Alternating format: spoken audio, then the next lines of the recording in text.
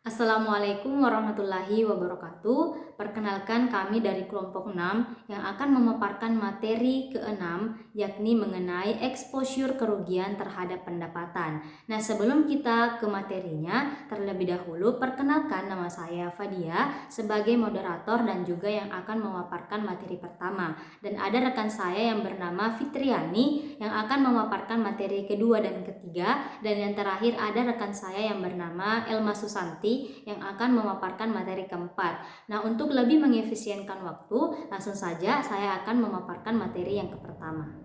Materi yang pertama di sini yang akan saya bahas mengenai kerugian sewa. Nah, di sini dapat kita umpamakan bahwa seandainya sebuah bangunan itu rusak ataupun rubuh dan apabila perjanjian menyebutkan bahwa bahwa itu pihak penyewa tidak bertanggung jawab untuk menyewa selama periode hak milik tersebut dan tidak dapat dipergunakan si pemilik, maka si penyewa itu akan menderita sewa dan dikurangi dengan beberapa biaya selama masa untuk memperbaiki gedung itu sampai seperti semula. Nah, tanggung jawab si penyewa di sini dalam hal gedung yang tidak bisa dihuni lagi dijelaskan dalam kontrak sewa yang bersangkutan. Dan si pemilik di sini bertanggung jawab atas kerugian tersebut, tetapi tidak selalu demikian dikarenakan tertanggung pada hukum yang berlaku terhadap kasus-kasus tersebut. Nah, di sini ada beberapa hal yang menyebabkan kerugian sewa yang biasa sering ditemui. Yang pertama yaitu terganggunya kegiatan perusahaan. Karena harta dirusak dan dirubuhkan, perusahaan atau organisasi lain mungkin akan menutup atau mengurangi kegiatannya. Nah, misalnya sebuah toko.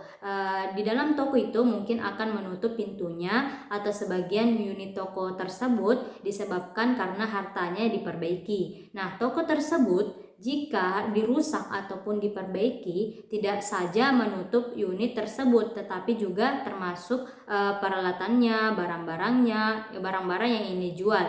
Sedangkan kalau misalnya pabrik itu akan mungkin berhenti atau mengurangi produksinya dikarenakan adanya pengurangan faktor produksi seperti peralatan pabrik, mesin, investasi bahan baku ataupun barang dalam proses. Nah, di sini ada beberapa kerugian karena terganggunya perusahaan. Faktor-faktor karena terganggunya sebuah perusahaan akan mempengaruhi. Yang pertama itu adalah laba bersih perusahaan yang akan diperoleh jika perusahaan itu tidak terganggu. Yang kedua ada pengeluaran ataupun biaya yang tetap yang harus dibayar dan diberikan kepada pegawai seperti gaji dan juga ada yang namanya premi asuransi dan sebagainya. Dan ada juga yang dimaksud dengan kerugian neto atas laba akan tergantung atas keadaan. Yang pertama itu dari segi perekonomian. Yang kedua umum perusahaan-perusahaan dalam industri tersebut. Dan yang ketiga adalah perusahaan itu sendiri. Oleh karena itu, tren, silikal, dan faktor musim dipertimbangkan dalam memperkirakan kerugian tersebut. Pembuatan daftar laba performa selama berbagai periode penutupan itu sangat menolong dalam memperkirakan kerugian-kerugian yang akan terjadi ke depannya. Yang kedua adalah terganggunya kesatuan perusahaan. Nah, di sini ada beberapa perusahaan yang hanya tergantung pada satu pemasok untuk penyediaan tenaga kerja, bahan ataupun peralatan.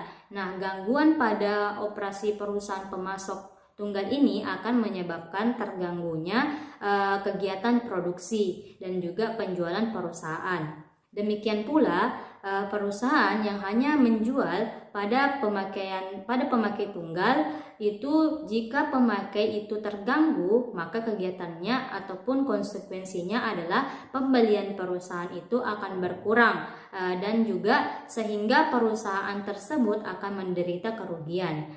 Kerugian ini biasanya disebut sebagai contingent business interruption loss. Yang ketiga adalah kerugian atas pendapatan yang berkenaan dengan barang jadi. Nah, seperti yang diuraikan yang telah saya bahas sebelum-sebelumnya, bahwa kegiatan perusahaan pabrik itu dianggap terganggu jika proses produksi dan penjualannya juga terganggu. Dan apabila barang yang menjadi kerusakan ataupun terpaksa dimusnahkan, maka pengusaha pabrik akan mengalami kerugian terhadap pendapatannya karena tidak bisa dijualnya barang jadi itu dan sebagaimana mestinya.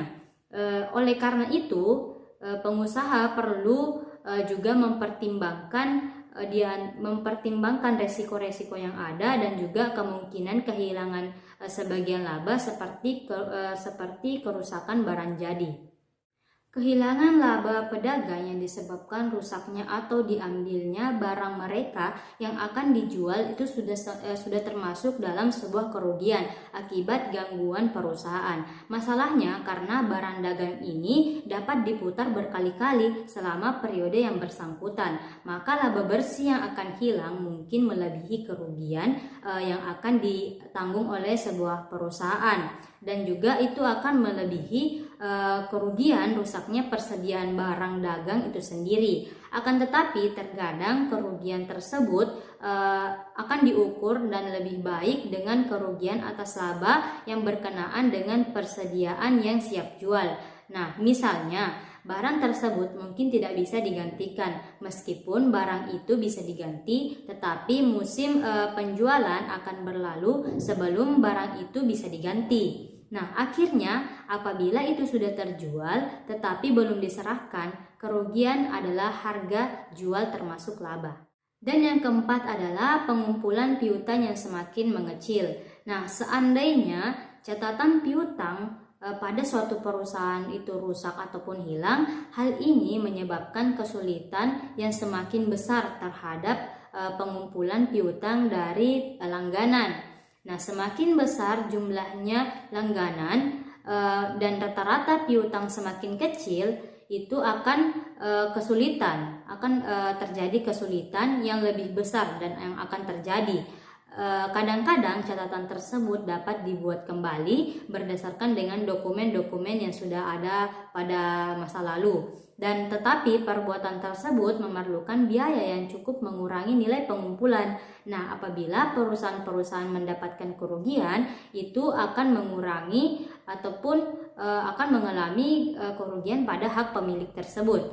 Nah, bahkan seandainya misalnya catatan piutang tersebut tidak rusak, maka beberapa langganan bisa saja berdalih memperlambat pembayaran atau mengurangi pembayaran atas piutang-piutang yang telah mereka lakukan sebelumnya. Nah, itulah tadi pemaparan materi pertama yang dibawakan oleh saya sendiri. Nah, selanjutnya saya akan serahkan pembacaan ataupun pemaparan materi kedua, ketiga, dan keempat oleh rekan saya, yakni Fitriani dan juga Elma Susanti. Bismillahirrahmanirrahim. Saya akan melanjutkan materi yang kedua, yaitu B, biaya yang meningkat. Biaya bisa meningkat karena kerugian terjadi pada hal-hal berikut, misalkan kerugian nilai sewa. Seandainya perusahaan memiliki gedung yang tidak dapat ditempati karena kerusakan bentuk fisik, kerugian pemilik terhadap nilai sewa gedung untuk beberapa waktu terjadinya selama masa perbaikan. Jika operasi perusahaan terganggu sampai gedung itu selesai diperbaiki, biasanya dianggap bahwa exposure nilai sewa atau rental value exposure dimasukkan ke dalam exposure gangguan bisnis. Jika perusahaan itu mesti ingin melanjutkan operasi pada lokasi lain dengan mengabaikan biaya ekstra, maka exposure nilai sewa menjadi bagian dari exposure biaya ekstra yang menjadi lebih besar yang akan dibicarakan. Yang kedua yaitu biaya ekstra.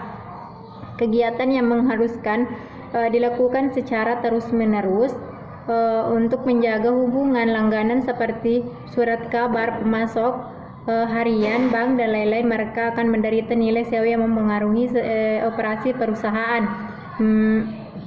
Rencana disediakan untuk dua tujuan. Yang pertama yaitu menemukan jalan keluar yang lebih cepat bagi perusahaan dari musibah. Yang kedua yaitu menyajikan biaya ekstra yang wajar apabila perusahaan ingin melanjutkan operasionalnya. Yang ketiga yaitu penundaan leasing. Beberapa perjanjian liasi menyebutkan bahwa jika bangunan itu rusak sekurangnya 50%, maka lias ditunda baik secara otomatis maupun atas pilihan salah satu pihak atau penyewa menderita kerugian jika harta yang disewa itu lebih berharga dari sewa yang telah dibayar, atau jika penyewa membayar suatu bonus atau sewa yang dibayar di muka yang tidak dapat diminta kembali. Yang keempat yaitu harta yang disewa lebih berharga dari harga yang disewa. Kadang-kadang dalam liase jangka panjang atas suatu bangunan menyewakan kontrak sewa yang lebih kecil nilai sewa gudang yang berlaku bagi gedung yang setara dengan gedung tersebut. DC yaitu bonus atau pembayaran sewa di muka. Apabila perusahaan membayar bonus untuk menjamin suatu lias atau membayar lebih dulu sewa bulan terakhir dan tidak menuntut pengambilan sehingga kasus liase dihapuskan. Kerugian bonus yang diperlihatkan dengan asumsi bahwa suatu perusahaan membayar bonus 15 juta untuk kepastian liase selama 10 tahun. Baik, saya akan melanjutkan materi yang keempat, yaitu perbaikan yang tak dapat dipindahkan dan diperbaiki. Nah, kadang-kadang penyewa melakukan perbaikan untuk pembangunan yang disewanya. Bahan yang terpakai tidak dapat dipindahkan ketika penyewa meninggalkan bangunan. Suatu perusahaan melakukan perbaikan itu disebabkan tambahan nilai guna selama gedung itu dipakai. Beberapa kerugian yang diderita penyewa jika perbaikan yang tidak dapat dipindahkan ini ikut rusak atau hancur. Nah, apabila les menghendaki lessor yang harus melakukan perbaikan itu, maka penyewa hanya mengalami kerugian kegunaan perbaikan itu. Sementara reparasi dilaksanakan, kerugian ini menjadi bagian dari kerugian yang diakibatkan gangguan atau the broader business interruption loss. Akan tetapi, apabila penyewa diberi tanggung jawab untuk memperbaiki kerusakan yang terjadi pada bagian bangunan, termasuk perbaikan biaya, memperbaiki kembali kerusakan untuk perbaikan menjadi tanggung jawab yang besar. Lihat bagian exposure kerugian bagi harta. Nah, adapun beberapa kerugian perusahaan jika les tidak menyebutkan secara khusus mengenai perbaikan untuk meningkatkan nilai guna. Apabila penyewa bermaksud untuk mengganti perbaikan itu, maka perusahaan ini harus mengenal kerugian potensial hak milik itu sama dengan biaya pergantian perbaikan selama masa reparasi tanpa pengurangan depresiasi. Kerugian penggunaan selama perbaikan akan menjadi bagian kerugian akibat adanya gangguan perusahaan. Nah, jika penyewa tidak akan mengembalikan perbaikan atau improvement, maka kerugian dapat dihitung sebagai biaya perbaikan jika semula merupakan suatu bonus yang dibayar pada waktu perbaikan. Nah, dalam praktik biasa digunakan pendekatan rata-rata yang lebih sederhana. Nah, di sini kita ambil contoh, misalnya diperkirakan perbaikan bahwa biaya perbaikan sebesar 15.000 dilakukan pada awal 10 tahun les dan dimusnahkan pada akhir tahun ke-6.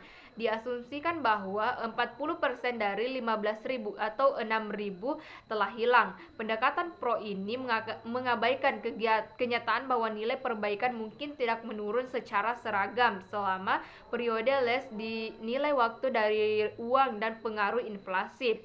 Nah, apabila les dihapuskan karena kejadian kebetulan kerugian atau kecelakaan seperti diterangkan dalam pembicaraan bunga les yang dipunyai, maka metode pro rata-rata digambarkan dalam paragraf terdahulu digunakan untuk menghitung kerugian. Tidak ada perbedaannya dalam kasus ini, apakah perbaikan yang sesungguhnya dirasakan oleh suatu kecelakaan. Nah, itulah materi dari kelompok kami. Lebih dan kurangnya mohon dimaafkan. Wassalamualaikum warahmatullahi wabarakatuh.